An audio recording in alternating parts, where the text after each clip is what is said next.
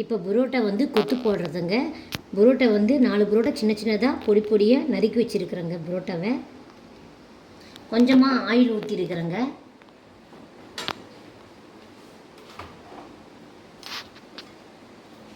கொஞ்சமாக கடுகு உளுத்தம் பருப்பு சேர்த்துக்கணுங்க.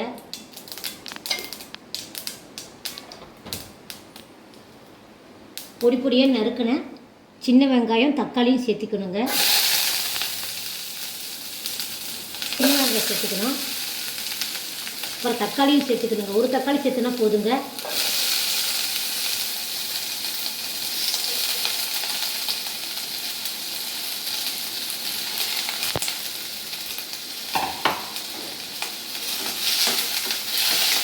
வெங்காய தக்காளி வந்து நல்லா வதக்கணுங்க.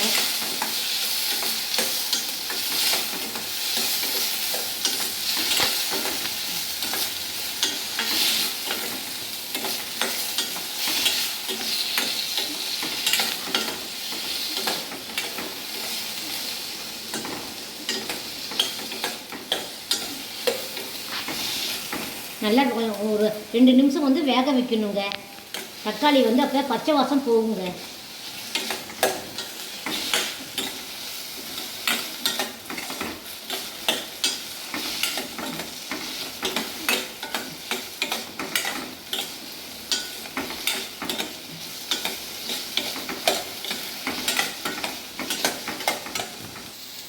வெங்காய தக்காளி வந்து நல்லா வெந்துருச்சுங்க.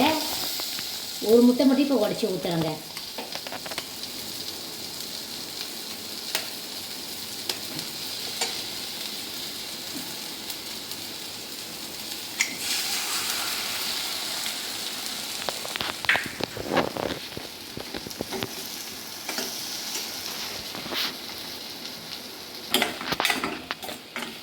ஒரு முட்டை மட்டும் ஊற்றி கொஞ்சம் நேரம் வந்து வேக வைக்கணுங்க. அப்புறம் தான் வந்து புரோட்டாவை வந்து போடணுங்க.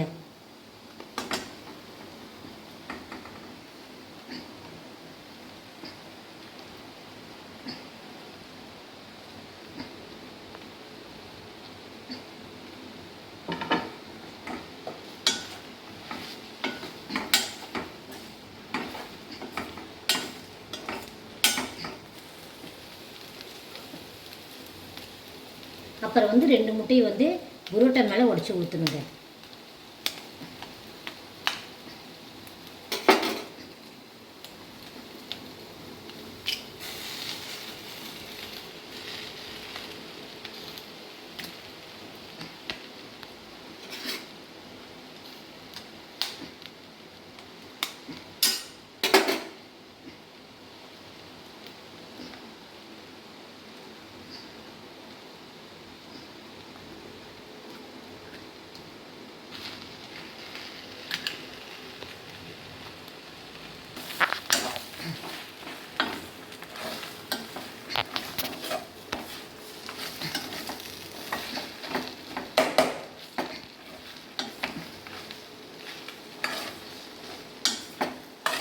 அப்புறம் வந்து குழம்பு கொஞ்சமாக ஊற்றணுங்க.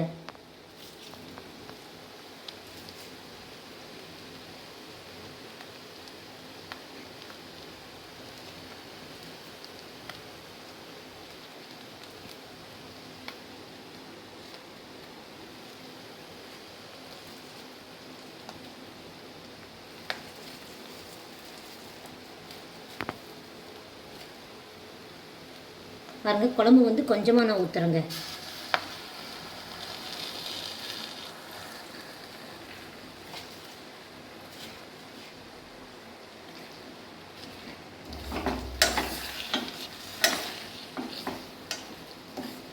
அதுவும் சிக்கன் குழம்பு தான் ஊற்றுறேங்க. கொத்துக்கு வந்து சிக்கன் குழம்பு ஊற்றினா நல்லா இருக்குங்க. சிக்கன் குழம்பு, மட்டன் குழம்பு இந்த மாதிரி கொத்துக்கு ஊற்றினா நல்லாயிருக்கும் சாப்பிட்றதுக்கு.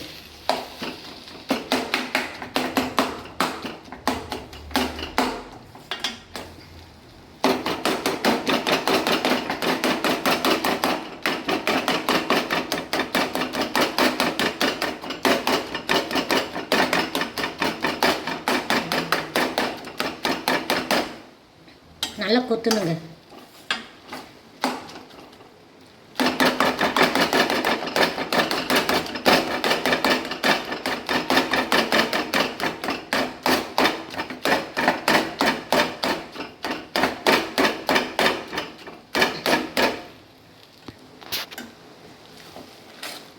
பாருங்கள் கொத்து புரோட்டா ரெடி ஆகிடுச்சுங்க. அப்படியே பெல் பட்டன் அழுத்திடுங்க. நான் எந்த வீடியோ விட்டாலும் கண்டிப்பாக உங்களுக்கு வரும். அப்படியே லைக் பண்ணிவிடுங்க.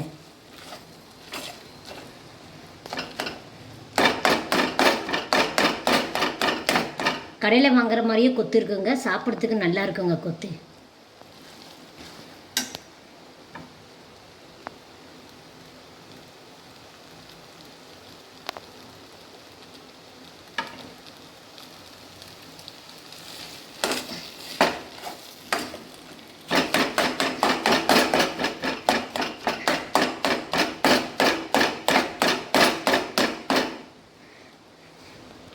கொத்து வந்து நல்லா கொத்துணுங்க.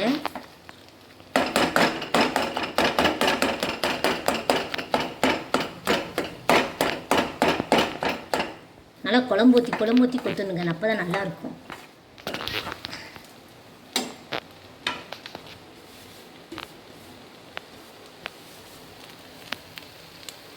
பாருங்கள் கொத்து புரோட்டா ரெடி ஆகிடுச்சிங்க. கடையில் வாங்குற மாதிரியே நல்லா இருக்குங்க சாப்பிட்றதுக்கு.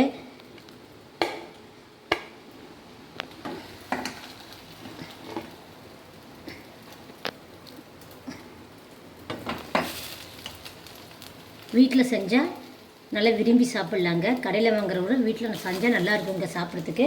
கொஞ்சமாக வந்து குழம்பு ஊற்றிக்கணுங்க.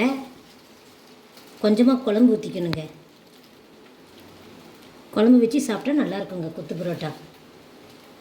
கொஞ்சமாக குழம்பு தொட்டி தான் சாப்பிட்ணுங்க.